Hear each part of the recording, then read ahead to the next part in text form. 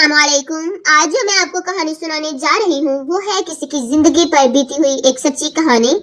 अपने आज की इस कहानी को शुरू करने से पहले मैं अपने तमाम व्यूअर्स से रिक्वेस्ट करती हूँ कि जिन्होंने अभी तक हमारे चैनल को सब्सक्राइब नहीं किया वो सबसे पहले हमारे चैनल को सब्सक्राइब कर लें और साथ मौजूद बेल आइकन को दबाएं ताकि हमारी आने वाली हर नई वीडियो के अपडेट्स आपको मिल सके। हमारी पड़ोसन रजिया खाला बहुत काबिल और हुनरमंद खातून थी। मैं जब 5 साल की थी उनसे सिपारा पढ़ने जाती थी। मेरे शौक को देखते हुए ये खातून उर्दू का कायदा भी पढ़ाने लगी। यूं मैंने पढ़ना लिखना सीख लिया।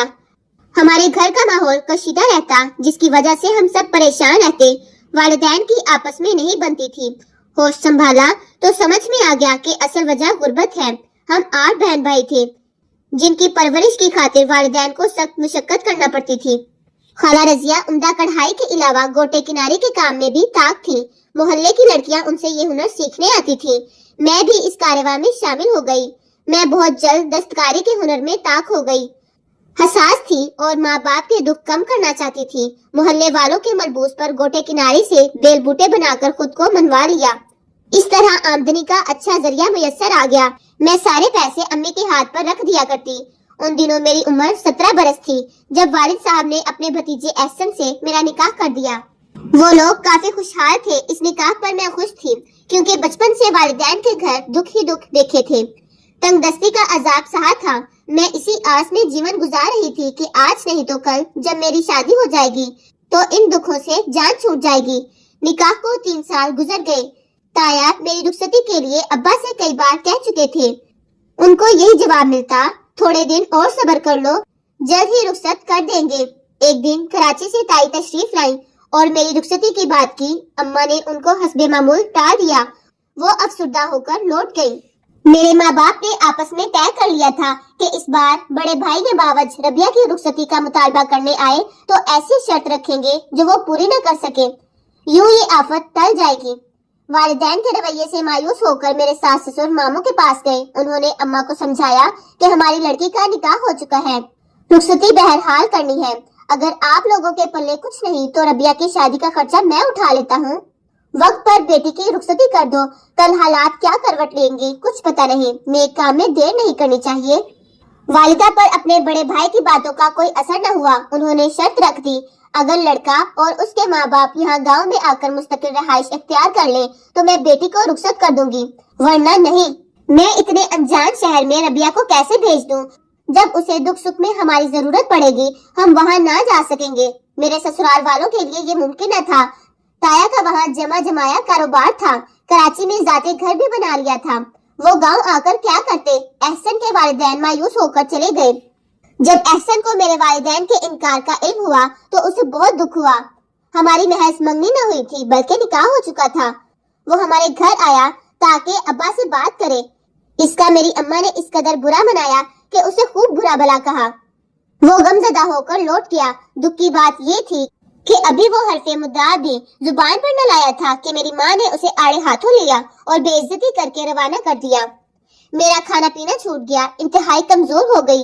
काम करने की सकत भी न रही। जिनके कपड़े सीने के लिए आए थे वो अधूरे रह गए। उनकी शादियों की तारीख करीब आ गई। मोहल्ले की औरतें लड़ने आ गई। हमारी साख खराब हो गई। सिलाई कढ़ाई का काम मिलना बंद हो गया। इस जरिए आमदनी पर ताला लग गया। ये आमदनी बंद हो गई तो घर में चूल्हा जलना नामुमकिन हो गया। घर के हालात बिगड़ते देखकर माँ ने अब्बा से कहा, देख लो तुम रबिया की रुखसती की हमायत कर रहे थे, बीमारी की वजह से काम बंद हुआ है तो फाकों तक नौबत आ गई है। ये अगर रुखसत होकर चली गई तो हमारे बच्चों का क्या होगा? मैं मायूस हो चुकी थी लेकिन आखिरी बार फिर मेरी सास आ गई। कहा कि अभी वक्त है, आप लोग सोच ले, मनकूहा बेटी को तुमने रुखसत तो करना है। हम अपने हैं इसीलिए इतनी ताखीर बर्दाश्त की है। गैर होते तो लोगों के ऐसे रवैये पर तलाक थमाकर चले जाते। माँ ने जवाब दिया, भावज हमें बेटी की रुखसती नहीं करनी, हमें तलाक ही चाहिए क्योंकि डॉक्टर ने बताया है कि रबिया को टीबी है। उसकी शादी नहीं करना वरना जिसके घर जाएगी वो भी इस बीमारी का शिकार हो जाएंगे। माँ ने सरीहन झूठ बोला था। ताई भी उनके झूठ को समझती थी। जवाब दिया, रबिया हमारी अपनी बच्ची है, टीबी है या जो भी बीमारी है हम इलाज करवा लेंगे, तुम बस रुखसती कर दो। जवाब मिला तो फिर कराची को हमेशा के लिए छोड़कर आ जाओ। मैं समझ लूं कि तुम्हारी तरफ से साफ इनकार है। रिश्ता तोड़ना चाहते हो? माँ ने कहा। हाँ, कह तो दिया है, हमें तलाक चाहिए, और कैसे कहूँ? माँ की बात सुनकर मैं बेहोश हो गई। ताई ने भी महसूस किया कि मुझे सख्त सदमा हुआ है। वो एक दिन और ठहर गई। जब मुझे होश आया तो मौका पाकर कह गई, तुम हमारा साथ दो, हम तलाक नहीं देंगे। एहसन भी मुझे चाहता था। मैं किसी सूरत उसके साथ निकाह के बंधन को नहीं तोड़ना चाहती थी। ताई का घर हमारे मकान के बराबर था। जब कराची से चंद दिन के लिए आते उसी में कयाम करते। रात को जब वालिदैन सो गए, मैं कुंडी खोलकर उनके घर चली गई। मैंने उनसे कहा, मुझे तलाक न दे, हर तरह से आपका साथ दूंगी। ताया अबू को मेरी ये बात बहुत पसंद आई। उन्होंने तायद की। सुबह मुंह अंधेरे मेरे ताया ताई और एहसन बस अड्डे गए। मैं भी उन्हीं कपड़ों में जो पहने हुए थे उनके हमरा थी। हम बस से सफर करके अगली सुबह कराची पहुंच गए। मेरे पीछे जो हुआ बयान से बाहर है। माँ ने बहुत शोर मचाया, मगर मैंने उनकी एक न सुनी। मामू को मुझे लेने कराची भेजा, लेकिन मैं ना गई। अब मैं अपने शोहर के घर बतौर उनकी बीवी मौजूद थी। मेरे शोहर और सास ससुर ने इतना मेरा ख्याल रखा कि मैं उन पर फरिश्ता हो गई। ससुराल आकर पहली बार मुझे जिंदगी और खुशी का एहसास हुआ। मुद्दत बाद अच्छे कपड़े पहने और अच्छा खाना नसीब हुआ। सुकून की नींद मुयस्सर आई। यहाँ सुकून था। ताया और ताई में ज़हनी हम आहंगी थी। उनमें लड़ाई न होती थी। सब सुलह और प्यार मोहब्बत से रहते। अब तो मैं ख्वाब में भी मैके लौटकर जाना नहीं चाहती थी। मेरी शादी को 6 माह गुजर चुके थे। इस दौरान वालिदा ने कई रिश्तेदारों को भेजा कि ताया पर दबाव डाले, वो हमारी बेटी को भेज दे। मैंने इनकार कर दिया। ईद में 1 हफ्ता बाकी था कि एक दिन अचानक माँ आ गई। आते ही मुझसे लिपटकर धाड़े मारकर रोने लगी। उनको बिलकता देखकर मैं भी रोने लगी। एहसन ने वालिदा को तसल्ली दी, माफी मांगी और कहा, चची जान, ये आपकी बेटी है, घबराइए नहीं, हम इसे मैके आने जाने से कभी नहीं रोकेंगे। मैं खुद रबिया को लेकर आऊंगा। ईद में 2 रोज बाकी थे। अम्मा बोली, अब घर जाना है, मेहरबानी करो, मेरी बेटी को ईद पर मेरे साथ जाने दो। उसके बहन भाई बहुत उदास है। उसका बाप बीमार पड़ा है।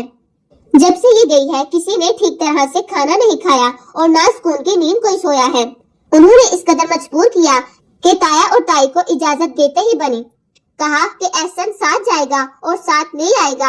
अम्मा बोली, क्या मुझ पर एतबार नहीं? मैं खुद पहुंचाने आ जाऊंगी। एहसन तो 2 दिन बाद वापस जाने का कहेगा, जबकि रबिया को मैं चंद दिन अपने पास रखना चाहूंगी। अब तो शादी हो चुकी है। शादीशुदा लड़की को कौन माँ बाप उसके घर वापस जाने से रोक सकते हैं? माँ ये कहते हुए रोती रही तो सभी का दिल पसेच हो गया।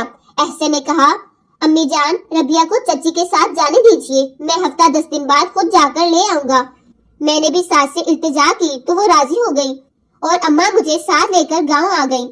10 दिन बाद मैंने बैग में कपड़े रखे और जाने की तैयारी कर ली कि आजकल में एहसन आने वाले थे, मगर वो नहीं आए। अलबत्ता वालिद साहब मुझे बताए बगैर कराची रवाना हो गए। अब्बा 2 दिन बाद लौटे तो उनके हाथ में तलाक के कागजात थे। न जाने उन्होंने वहाँ जाकर क्या फसाद खड़ा किया कि ताया ने बेटे को हुक्म दे दिया। मेरा भाई बेटी के माथे पर हर सूरत तलाक का टीका सजाना चाहता है, तो उसकी मंशा पूरी कर दो।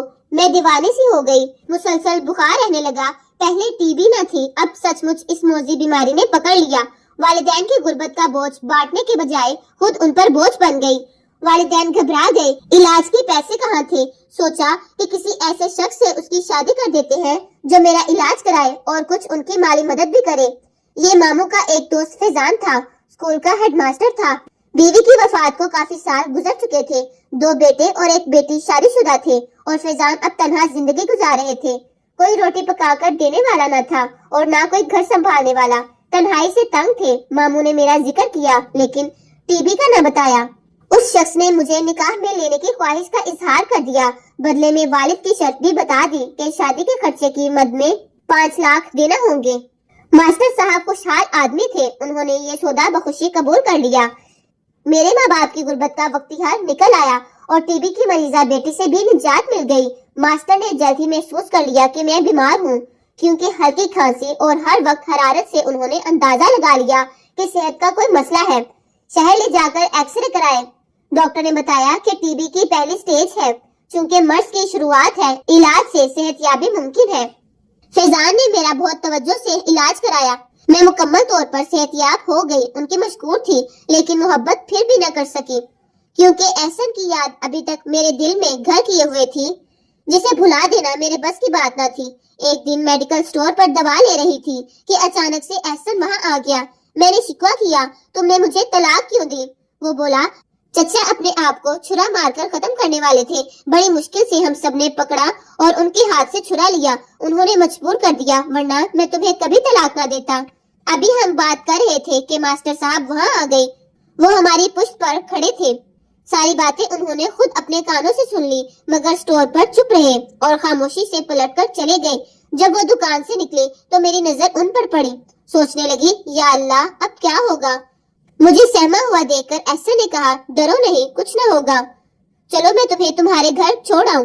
راستے میں تھانہ پڑتا تھا، ہم دونوں جب وہاں سے گزرے ایک پولیس والا ہمیں دیکھ رہا تھا، وہ ہمارے قریب آ کر بولا آپ لوگ کہاں جا رہے ہو؟